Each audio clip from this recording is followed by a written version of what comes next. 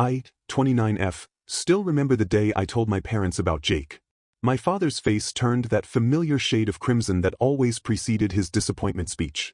My mother just sat there, her lips pressed into a thin line as she stared at the family photos behind me, photos showcasing generations of success, as they defined it.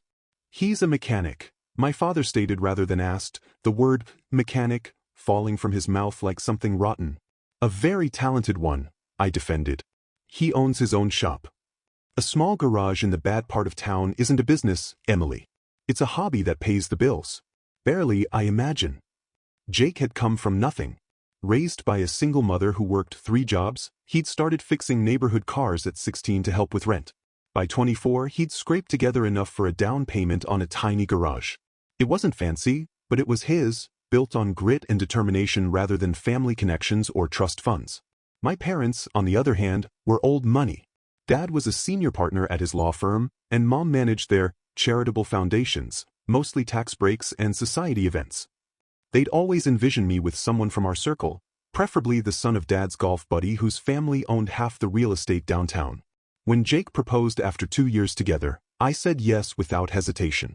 He'd saved for months for the modest diamond, which meant more to me than any inheritance ever could. We planned a small wedding, knowing my parents would balk at contributing. What I didn't expect was the ultimatum. If you marry him, don't expect us there, Mom said over Sunday brunch, not even looking up from her mimosa. We won't support this mistake. I thought they were bluffing. They weren't. The morning of my wedding arrived with a text. We hope you come to your senses. The Peterson boy is still single. I cried for an hour before my best friend helped fix my makeup. Jake held me, promising that we'd build our own family, one founded on love rather than bank statements. We married in a garden ceremony with Jake's mom, our friends, and exactly 0 blood relatives from my side. The empty chairs in the front row screamed their absence. The first year was hard.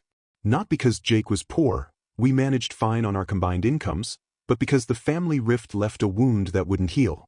Every holiday brought the same hollow feeling. My parents sent impersonal birthday cards with no return address, making it clear they were waiting for my marriage to fail so they could welcome back their prodigal daughter. Jake watched me struggle with the estrangement and worked even harder. 16-hour days at the garage. Studying business courses online after midnight.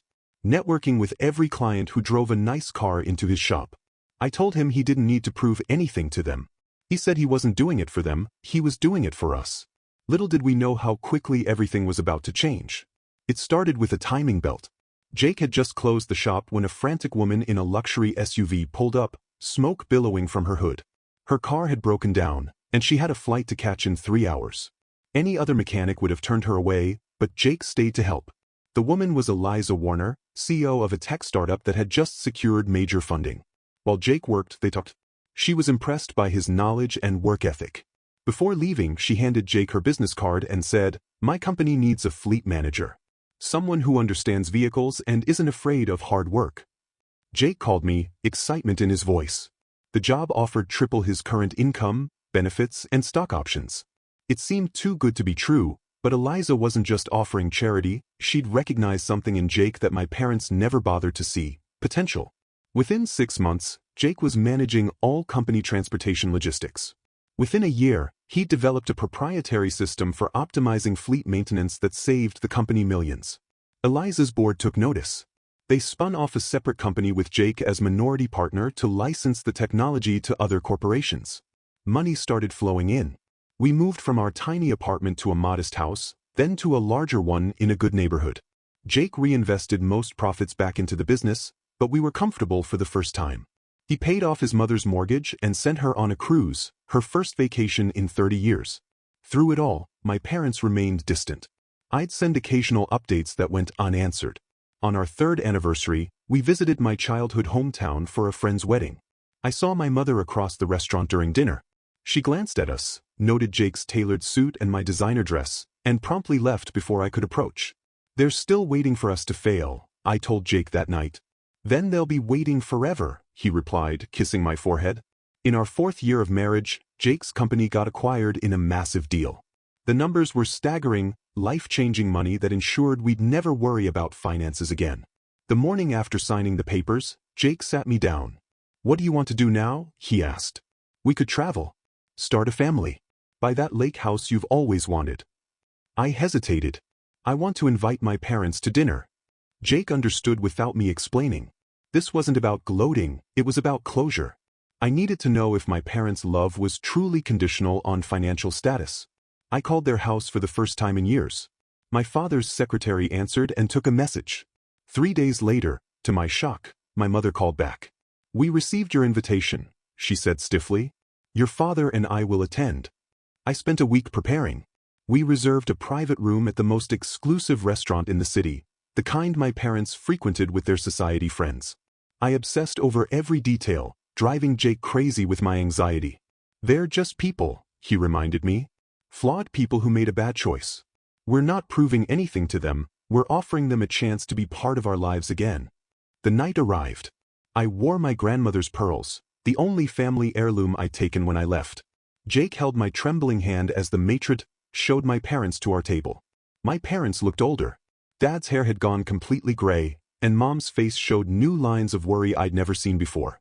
They sat across from us with the stiff politeness of strangers, making small talk about the weather and the restaurant's reputation. After ordering, my father cleared his throat. "Your mother tells me you've done well for yourselves." Jake smiled genuinely. "We've been fortunate. Emily's marketing skills really helped grow the business." I hadn't told them I'd quit my corporate job 2 years ago to handle PR for Jake's company. Their eyebrows raised in unison. "You work together?" My mother sounded genuinely surprised.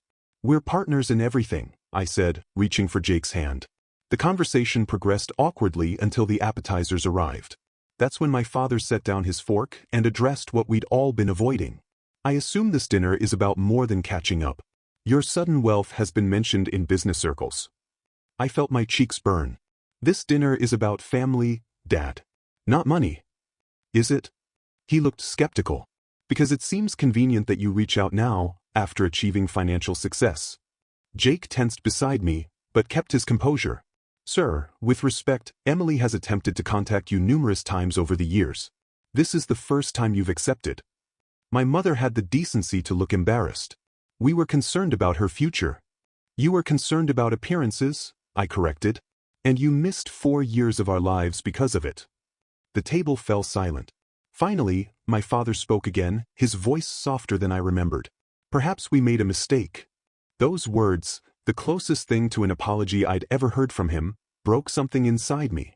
Tears welled up as 4 years of hurt bubbled to the surface. "You missed our wedding," I whispered. "You missed holidays, birthdays. You missed watching Jake build something incredible from nothing. You missed me becoming the person I was always meant to be, without your approval hanging over my head." My mother reached across the table, stopping just short of touching my hand. "We thought we knew what was best for you." "The best thing for me was always Jake," I said firmly. "With or without the money." Jake squeezed my hand as my father nodded slowly. "I can see that now." The rest of dinner wasn't exactly warm, but the ice had cracked. They asked genuine questions about our business, our home, our plans. By dessert, Mom was showing us pictures of my cousin's new baby on her phone. As we parted outside the restaurant, my father awkwardly offered his hand to Jake. "Perhaps you could both come for dinner next Sunday. Your mother's been redecorating the house." It wasn't a full reconciliation. Years of rejection can't be erased in one dinner. But it was a beginning. On the drive home, Jake asked what I was thinking. "I'm thinking about how much they missed by judging you by your bank account instead of your character," I said. "And I'm wondering if they would have reached out if the business hadn't succeeded." Jake considered this. "Does it matter? The money changed their minds, but it didn't change us.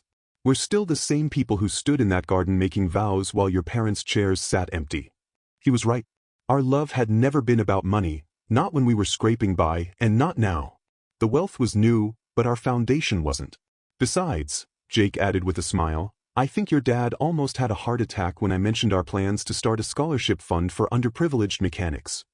I laughed, imagining future family dinners where my old money parents would have to accept that their daughter and son-in-law now had both wealth and principles. Some battles you win with time. Others you win by staying true to yourself.